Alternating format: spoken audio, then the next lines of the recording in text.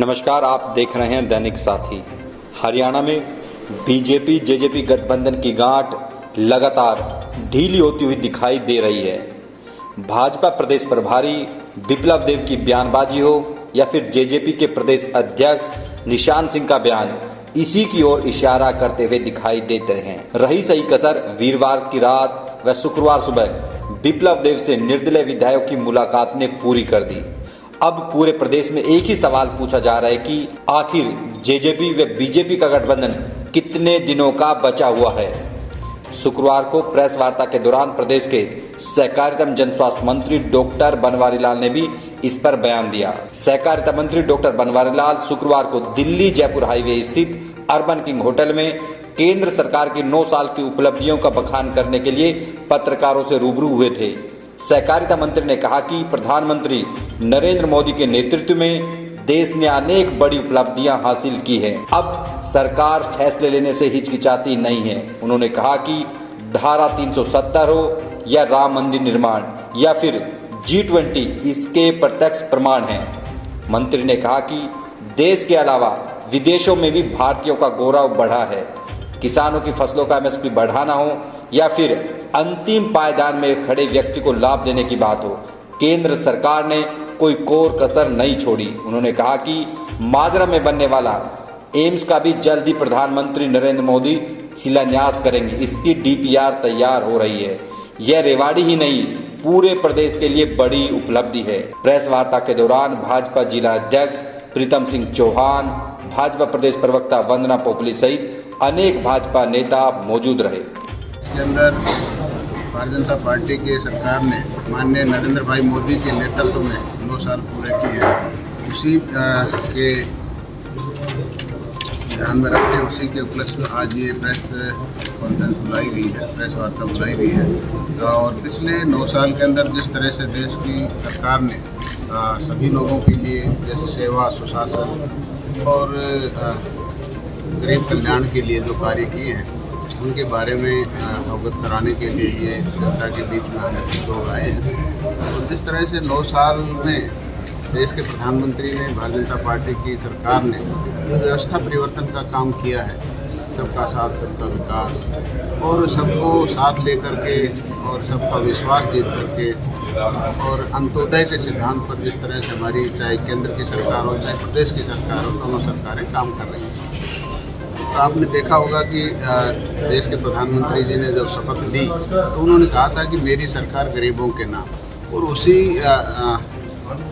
अपने उस पर चलकर, सिद्धांत पर चलकर आज पूरे देश के अंदर जो भी योजनाएं बनाई, चाहे वो केंद्र की योजना हो चाहे प्रदेश की योजना हो, सब में किसान, गरीब, मजदूर को केंद्र में रखा गया है। और देश के प्रधानमंत्री ने जो भी योजनाएं बनाई, जैसे प्रधानमंत्री फसल बीमा है, प्रधानमंत्री आपका आवास योजना है, चाहे आपकी आयुष्मान भारत की योजना है, चाहे प्रधानमंत्री उज्ज्वला योजना है, ये सारी की सारी योजनाएं गरीबों से रिलेटेड है। क्योंकि देखो, घर किसके पास नहीं, गरीब आदमी के पास नहीं है। गैस कनेक्शन किसके पास नहीं, गरीब आदमी के पास नहीं है। आयुष्मान भारत की जो हेल्थ की सुविधा कौन नहीं ले सकता, गरीब आदमी नहीं ले सकता। तो जितनी भी योजनाएं हैं वो सब गरीबों के इर्द गिर्द घूमती है। और जो किसानों के लिए जिस तरह से भारतीय जनता पार्टी की सरकार ने किसान हित में जो काम किए हैं, जैसे अभी कल भी देश के प्रधानमंत्री जी ने जो खरीफ की फसल के जो MSP रेट बढ़ाए हैं वो समय समय पर बढ़ते भी रहते हैं। इसी तरह जो प्रधानमंत्री किसान सम्मान निधि थी वो पहले 6,000 रुपये मिलती थी, अब वो 10,000 रुपये कर दी। तो ये भी किसानों के लिए बहुत एक राहत का काम देश के प्रधानमंत्री जी ने किया है। और जो आयुष्मान भारत की जो योजना है वो जो एक बहुत गरीबों के लिए तो एक वरदान है। और मेरे ख्याल से पूरे विश्व के अंदर भारत ही ऐसा एक देश है जिसके अंदर इस तरह की योजना है।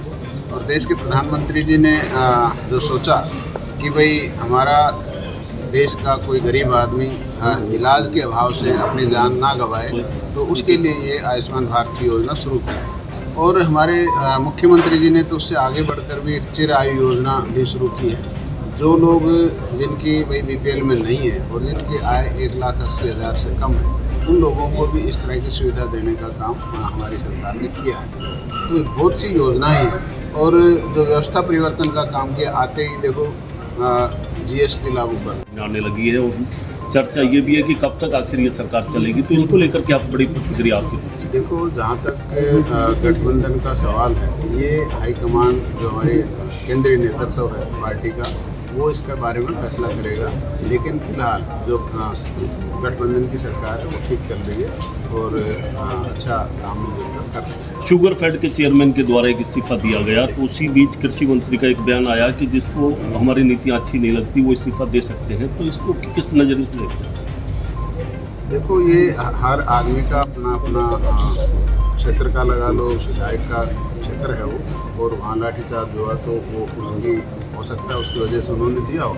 लेकिन इस तरह से नहीं कि सरकार मतलब लोग धरना प्रदर्शन करें और नेशनल हाईवे जाम कर दे, ये भी गलत है। क्योंकि सुप्रीम कोर्ट के भी आदेश हैं कि भाई मान लो रोड के ऊपर किस तरह के कोई मरीज़ है या कोई और कोई इमरजेंसी में लोग जा रहे हैं। देखो, सरकार प्रजातंत्र के अंदर अपना अधिकार मांगने का सबको हक है। शांतिपूर्वक ढंग से और लोकतांत्रिक ढंग से अगर वो अपना प्रोटेस्ट करते हैं तो उसमें कोई रुकावट नहीं है। लेकिन ये भी गलत है कि भाई आप नेशनल हाईवे जाम कर रही हैं। उसके लिए क्या प्रयास किया जा रहा है कि किसानों को सही रेट मिले और शुगर मिल्स भी अपनी पुरानी स्थिति में वापस आए? देखो, शुगर मिल काफ़ी सालों से घाटे में, इसमें कोई शक नहीं। लेकिन हमारे मुख्यमंत्री माननीय मनोहर लाल जी जब से हमारी सरकार आई तब से ये कहते हैं कि ये सरकारी ना होकर सहकारी होनी चाहिए। क्योंकि अभी तो सरकार के ऊपर ही डिपेंडेंट है कि हर साल हम लोन देते हैं लोग किसानों का पेमेंट करने के लिए। तो उसको कैसे उभारा जाए, उसके लिए सिर्फ अगर हम चीनी बनाएंगे तो चीनी से इनके जो खर्चे वो पूरे नहीं होते। उसके साथ साथ हमें जैसे और चीज़ें बनानी पड़ेंगी, जैसे रिफाइंड शुगर बनाएं, उसके बाद हम पावर बनाएं, उसके बाद हम एथेनॉल बनाएं, उसके बाद हम जो हमारी प्रेस मड है उससे बायोगैस, कंप्रेस बायोगैस बनाएं, या जैसे बगास से हम ब्रेकेट्स बनाएं।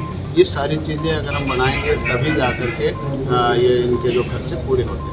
तो इसी दिशा में हमने कदम उठाएं और आज हमारे शाहबाद के अंदर एथेनॉल प्लांट काम कर रहा है और करनाल पानीपत के अंदर भी माननीय अमित शाह जी ने मार्च के अंदर शिलान्यास कर दिया है। और बाकी जितनी भी हमारी शुगर मिल्स हैं, उन सभी शुगर मिल्स के अंदर हम एथेनॉल बनाने जा रहे हैं। अगली 1-2 साल के अंदर सभी मिलों के अंदर एथेनॉल प्लांट लग जाएंगे। तो उसके बाद जो एथेनॉल लगेगा तो उससे इनका जो पैसा आएगा उससे किसानों की जो पेमेंट है वो भी समय पर दी जाएगी और जो हमारी शुगर मिल है इनका भी। एम्स का बड़ा सवाल है, शिलान्यास की बार बार चर्चा, कब तक समझा जाए कि देखो, अभी अक्टूबर का टाइम आपने भी दिया। माननीय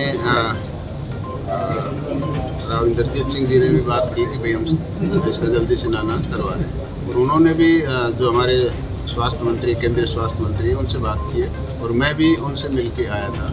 और केंद्रीय स्वास्थ्य मंत्री मनसुख मांडविया जी ने ये आश्वस्त किया है कि हम सितंबर-अक्टूबर के अंदर इसका शिलान्यास करवा देंगे। उसके साथ साथ इसकी DPR बन रही है और DPR उन्होंने कहा जुलाई-अगस्त तक DPR बनकर तैयार हो जाएगी और उसके बाद हम सितंबर-अक्टूबर में माननीय प्रधानमंत्री जी से समय लेकर इसका शिलान्यास करेंगे। विपक्ष कह रहे हैं कि चुनाव में कैश करने के लिए इसको अभी तक रोका ऐसा जा नहीं, रहा है। उनको भी पता है कि कोई छोटा प्रोजेक्ट नहीं है और बहुत सी बाधाएं इसके अंदर आई हैं। आप लोग भी इस बात के गवाह हैं कि ज़मीन जहाँ मिली थी वहाँ ऑब्जेक्शन लगा, उसके बाद हमने दूसरी ज़मीन का प्रबंध किया। तो ये सारी प्रक्रिया में अब तक भी ज़मीन का पूरी तरह से सॉल्यूशन नहीं हुआ है। लेकिन फिर भी थोड़ी बहुत ज़मीन बची, वो भी आ जाएगी और नहीं भी होगी तो फिर लगता है भाजपा के कार्यकाल 2024 से पहले इसका कुछ बिल्कुल हमारा पूरा प्रयास है कि इसी साल हम इसका शिलान्यास